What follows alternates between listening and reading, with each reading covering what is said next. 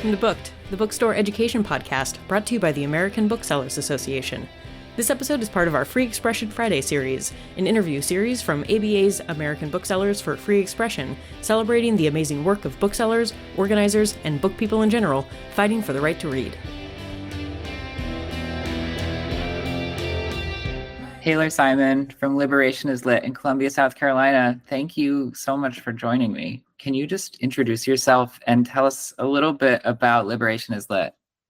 Yeah, so my name is Tayler Simon. I am from Columbia, South Carolina, and born and raised here. I have a social work background, so that kind of influences the community center approach I take with Liberation is Lit. But my bookstore, Liberation is Lit, is predominantly pop-up and online for right now, working on getting a storefront. And I prioritize selling books by Black, Indigenous people of color, LGBTQ+, and disabled writers. And it started as a social media community and a blog. And then last year on Juneteenth, I turned it into a bookstore. So I'm all about using the power of storytelling, especially from those of us who are most marginalized, to really drive change and make the world a better place. And so tell me a little bit about that jump from social media to a bookstore. I mean, that's in some ways they're all part of the same mission, right? And in some ways it's a very different approach. So what inspired that and how's it been going? Yes. So I wanted to have a physical space for people to come and gather and organize. And I felt like books was a very approachable way to do that. And I was just telling somebody today that, yes, there are a lot of us readers who read for pleasure and escape, but books really were the driving factor that politicized me. And so I wanted to share some of those skills with my community. And like I said, I come from a social work background. I had been working in nonprofit, and working in nonprofit can be really hard, especially my background is in working with survivors of sexual assault and domestic violence. And I was kind of getting burned out from that work. So I decided to transfer some of my outreach and education skills to more broader social justice issues. Working with survivors is still near and dear to my heart, but I get to open it up and talk about a whole host of things through the different books that I read and recommend. And I'm amazed to see how much connection and community I've been able to build in this last year and some change. And it's all because of that bookstore aspect and being able to meet with people face to face when I'm at a market or another vendor event, and really connecting with them on the books that we're reading. I've been working with local nonprofits too to do book clubs and seeing like close up that transformation of connecting the stories that we're reading to larger contexts within the world. That's been really cool. So the bookstore aspect just really allowed me to really connect to community in not necessarily social media being shallow, but making those deeper connections when you get to have a conversation that's outside of a DM or outside of a comment section.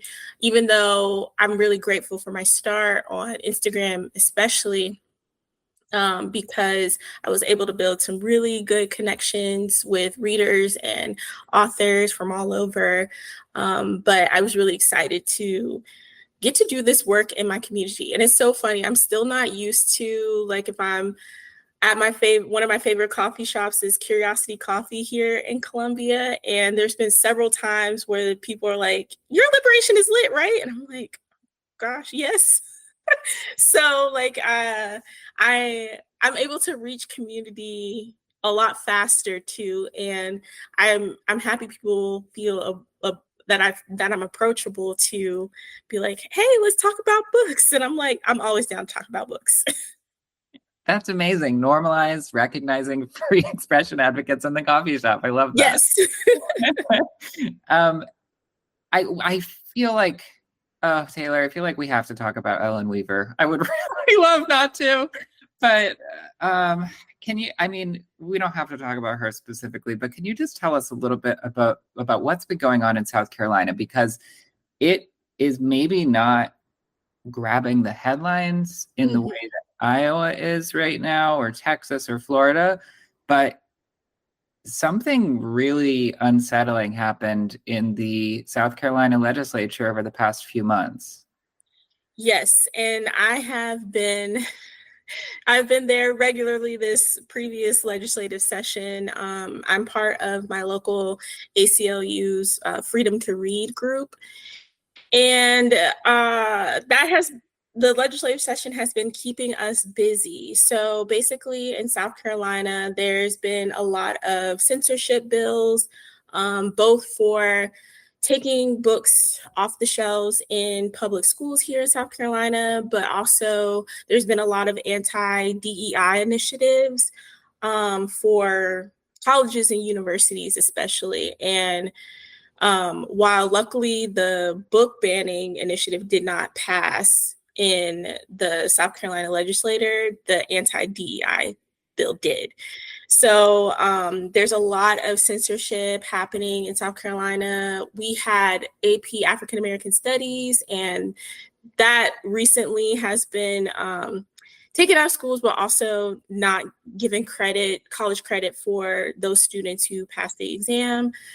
So there's a lot of censorship issues going on. But what is scary around book banning in South Carolina is that our the head of the South Carolina Department of Education, Ellen Weaver, she is one of the almost handpicked kind of MAGA, like Project 2025 folks. She is a major player in that fight, and she has passed initiatives for the school district specifically to make it a lot easier for individuals to bring challenges to school officials to get the books removed off of shelves.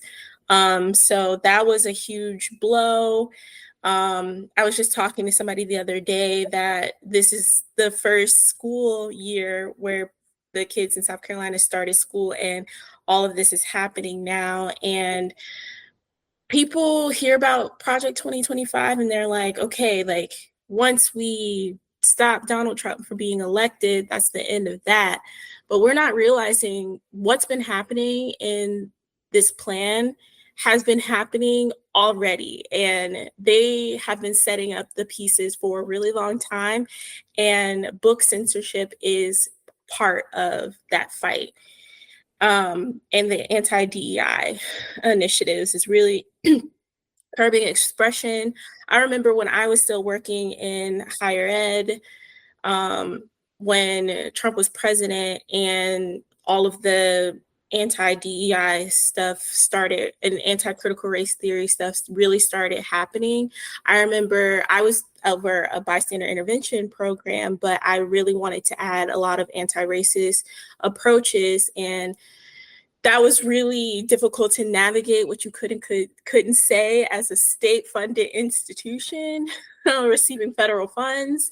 So it's been happening, and it's just getting a lot worse, especially in South Carolina. And I feel like South Carolina kind of flies under the radar because I think we're not as loud about it. And to me, that's scary.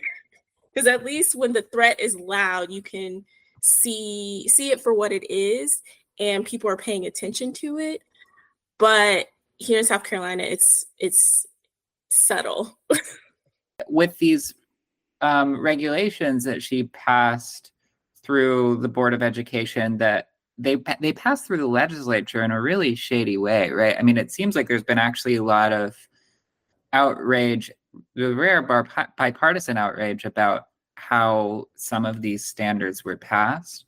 So do you think that there's a chance of pushing back against those, or are there other things that you're especially keeping an eye on in the legislature for the next session in South Carolina?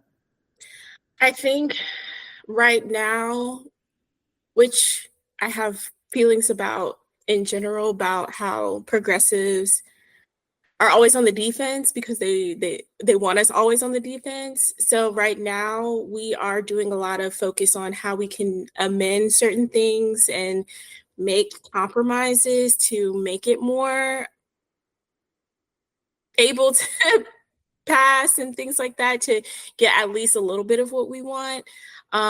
So we have been like looking at how to kind of compromise that way, which is, I don't know, I guess disheartening for me as a radical. And that's why I think like the defense is really important of what we're doing, and trying to do harm reduction and finding ways where, okay, well, let's take this extra terrible part out, to see how we can live to fight another day. But I also believe in how we can organize and come together as a community outside of legislation. And that's why I do a lot of education in the community about just like what you can do besides just talking to your elected officials, like requesting banned books to be a part of your local library, and buying copies of these banned books and giving them directly to children who have an interest in reading them. And just in general, just having conversations with your kids about the things that we're reading. Because like I said, books politicized me. Books have that ability to really not only politicize, but like really have confirmation of identity formation, who we are as people. And when these books are taken away from kids who don't get a lot of that representation otherwise, that can be very detrimental to them. So I've doing a lot, going to the State House and keeping up with all of that, but also educating people, because sometimes we feel like, oh, like these people above us are making all these decisions, but what can we do as citizens to kind of take some of that power back from people who just pass things without the people's best interests at heart? Yeah, and of course, going beyond legislation, the physical space that you want to open is going to be so important to that. And I understand that are you still raising funds for it? Yes. Anything will help me make the transition smoother, to get like new books, because right now I'm primarily a used bookstore. So getting new books and furniture, that will be really helpful. I kind of slowed down efforts because I had been slowing down on looking for a storefront, but now I'm getting close again. So I'll start repping up crowdfunding efforts again. And what's the best way people can follow that or follow you so that they know how to support you? Yes, so you can follow me on Instagram, TikTok, or Facebook, or like my main 3 social media platforms, at Liberation is Lit. In my bio for all 3 should be a link to my GoFundMe, and other ways you can stay connected to the things that we're doing here. Tayler Simon from Liberation is Lit in Columbia, South Carolina. You're doing incredible work. Thank you so much for everything you do. Thank you so much for having me.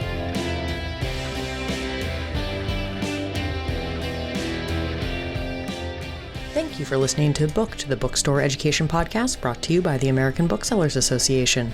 Don't forget to subscribe to the show on your favorite podcast app. Additional educational resources can always be found on the ABA website at www.bookweb.org. Happy reading!